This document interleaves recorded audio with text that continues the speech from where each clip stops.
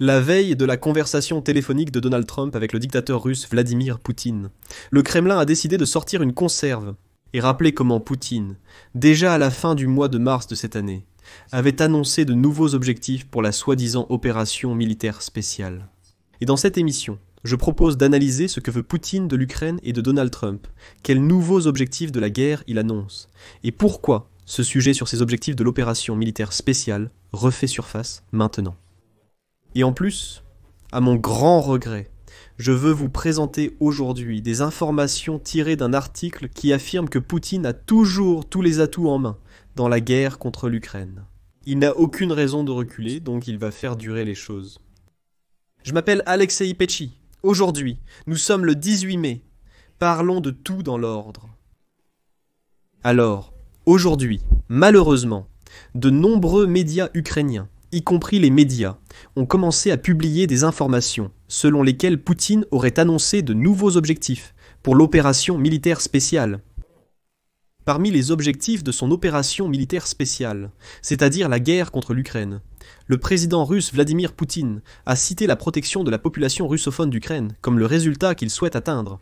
D'après ses propos, la Russie se fixe tout un ensemble d'objectifs. Vladimir Poutine en parle dans une interview accordée à des propagandistes. Vladimir Poutine s'est dit confiant que la Russie aurait suffisamment de force pour finir la guerre avec les résultats escomptés. Ensuite, on cite Vladimir Poutine. « Nous avons suffisamment de force et de moyens pour mener à terme ce que nous avons commencé en 2022, avec les résultats nécessaires pour la Russie. » Et ensuite, il énonce ses objectifs de l'opération militaire spéciale. Il s'agit d'éliminer la cause qui a provoqué la crise en Ukraine, de créer les conditions pour une paix durable et de protéger la population russophone d'Ukraine. La seule remarque ici, c'est que c'est un fameux lèche-bot de Vladimir Poutine, son bouffon de cour et propagandiste. Zarubin publie cette interview à titre accessoire. Il est indiqué que cela a été enregistré le 27 mars. Ce n'est donc pas nouveau, l'enregistrement date d'il y a déjà un certain temps. Mais cela souligne que Poutine ne change aucun de ses objectifs dans cette guerre. Peu importe à quel point la Maison-Blanche se vante d'avoir réduit l'écart entre les positions de l'Ukraine et de la Russie, ce n'est absolument pas le cas. Au fait, je viens de citer Steve Witkoff qui a fait une telle déclaration aujourd'hui. Je rappelle simplement qu'au cours de la Grande Guerre à grande échelle, les soi-disant objectifs de la Russie ont changé à plusieurs reprises. Par exemple, le 24 février 2022, le premier jour de la riposte à grande échelle, Poutine déclare que l'objectif de l'opération militaire spéciale serait la soi-disant démilitarisation et dénazification inventée de l'Ukraine. À cette époque, le président russe affirmait que l'objectif principal était de protéger les habitants du Donbass contre un génocide prétendument perpétré par l'Ukraine. En mars 2022, à l'époque, le ministre russe de la Défense, Sergueï Shoïgu, déclarait que l'objectif principal de la Russie était prétendument de protéger la Russie contre une menace militaire venant des pays occidentaux et d'empêcher l'adhésion de l'Ukraine à l'OTAN.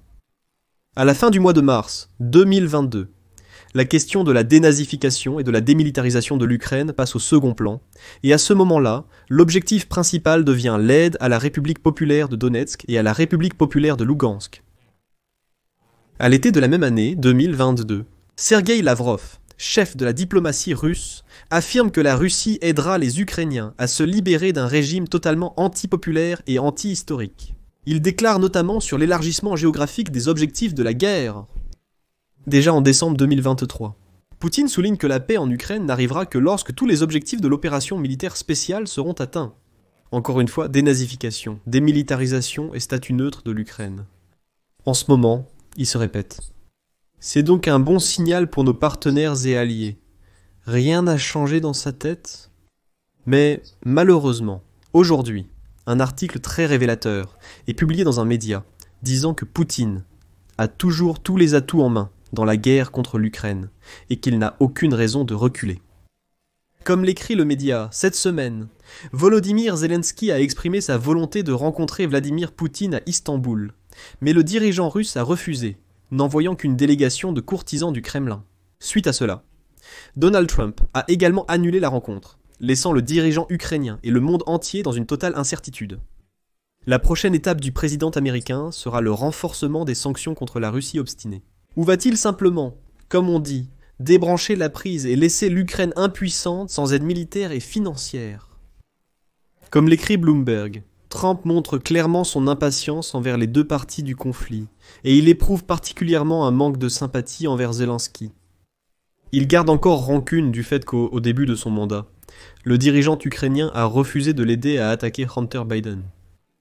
Les Ukrainiens ont sans aucun doute ressenti une vague d'inquiétude lorsque Trump a déclaré que la paix ne serait possible qu'après sa rencontre personnelle avec Poutine. Si une telle rencontre a réellement lieu, l'ego surdimensionné du président américain pourrait le pousser à accepter n'importe quoi, à céder sur tout, juste pour pouvoir annoncer la conclusion d'un accord.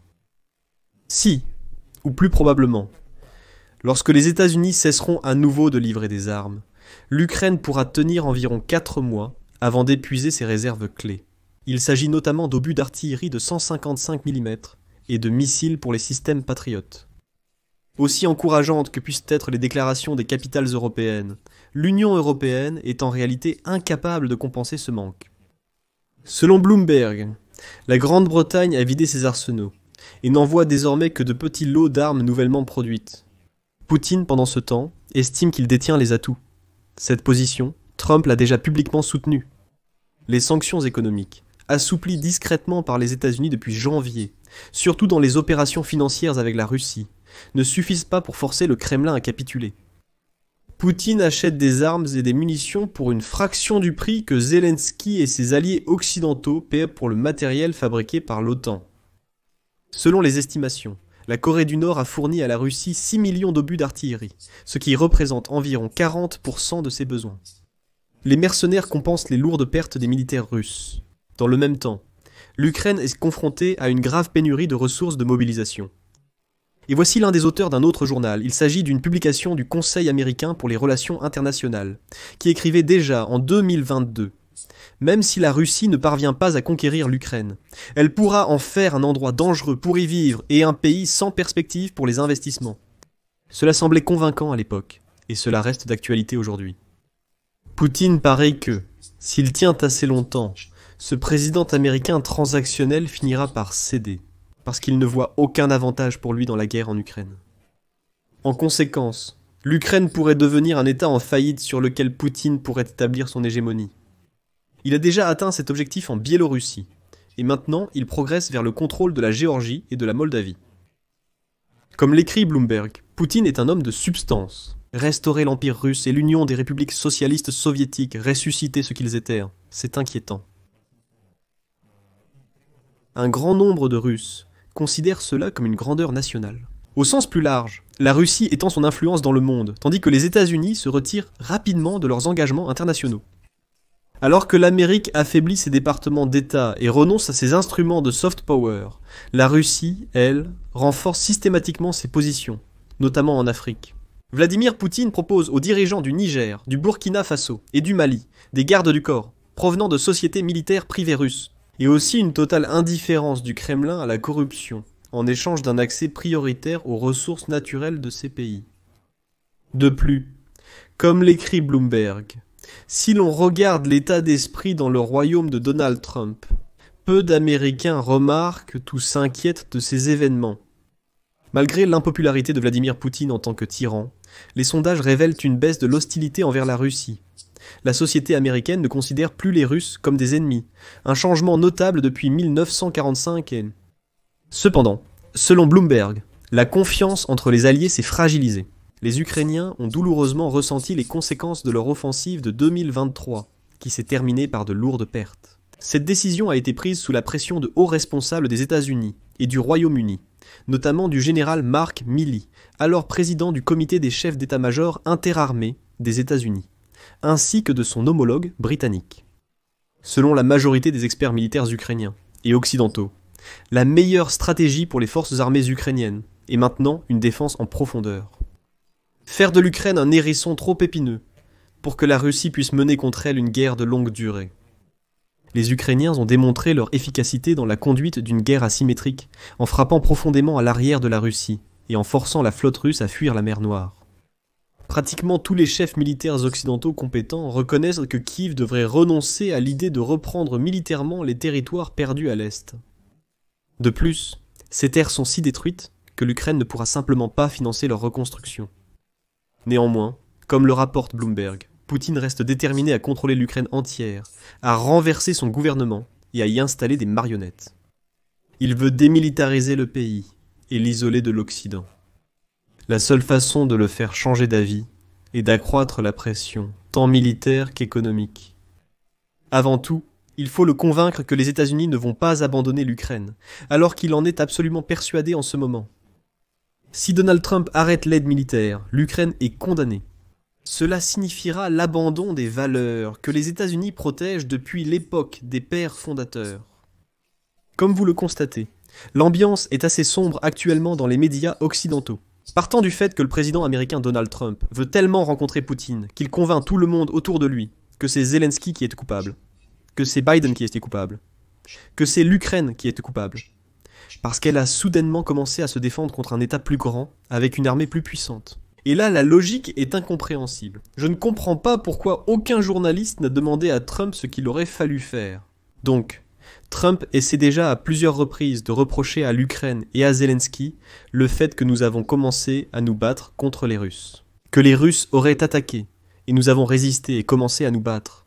Il affirme que l'armée et l'économie russes sont plus fortes. L'Ukraine n'aurait aucun atout, mais elle commence pourtant à se battre contre la Russie.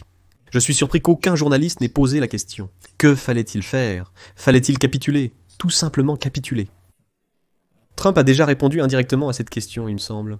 Il a déclaré que si les chars russes ne s'étaient pas embourbés, comme il le dit, près de Kiev, alors les Russes auraient pris Kiev en 5 heures, et la guerre se serait terminée en 1 semaine.